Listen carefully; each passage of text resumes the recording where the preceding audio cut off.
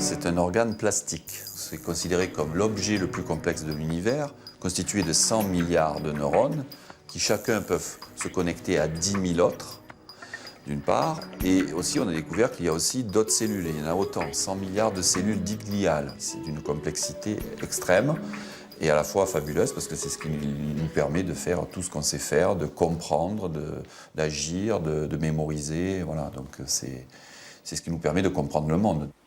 À Clermont-Ferrand, les laboratoires Neurodol INSERM étudient le cerveau, dans un lieu entièrement dédié à la recherche et sur un aspect très particulier, la douleur migraineuse, celle qui enserre la tête comme dans un étau, fait fuir la lumière ou rend chaque bruit intolérable. Hippocrate l'avait déjà décrite au IIIe siècle, avant Jésus-Christ.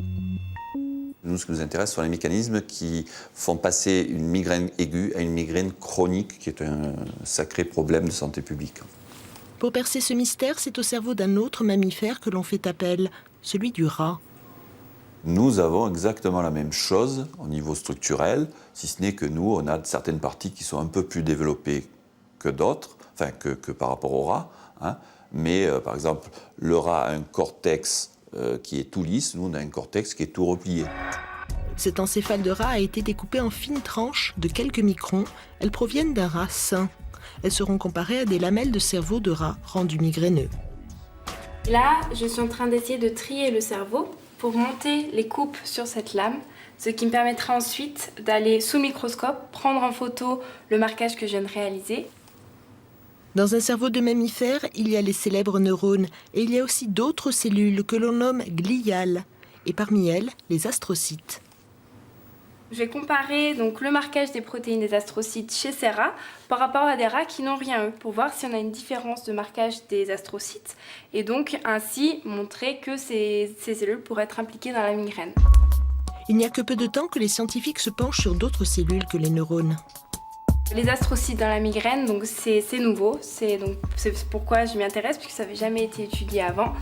Et au départ, on pensait qu'elles avaient juste une fonction de soutien aux neurones, mais de plus en plus, on se rend compte qu'elles sont impliquées activement dans le transfert des messages entre les neurones. Et donc, on s'intéresse à l'implication de ces cellules-là dans différents modèles de douleur. Et ce qui intéresse la chercheuse, ce sont ces espèces de tentacules verts. On va comparer la morphologie de ces cellules pour voir si elles ont été activées dans notre animal qui a la migraine par rapport à des animaux qui sont des animaux naïfs, donc qui n'ont rien reçu. Et donc quand on compare les astrocytes donc sur cette coupe, ici, et qu'on compare à un autre endroit comme ici, on se rend bien compte que les astrocytes, par exemple celui-ci, il a des prolongements qui sont beaucoup plus épais par rapport aux astrocytes qu'on a vus juste avant. On peut dire, oui, ils sont impliqués dans la migraine. Après cette mise en évidence, c'est au cœur d'une tranche de cerveau vivant que va se poursuivre l'expérimentation. Dans la pénombre, les cellules cérébrales sont alimentées en oxygène et en glucose. Une doctorante va leur injecter une substance qui entraîne des migraines chez les rats. Ici, la cellule est vivante. Nous la conservons vivante de 8 à 12 heures.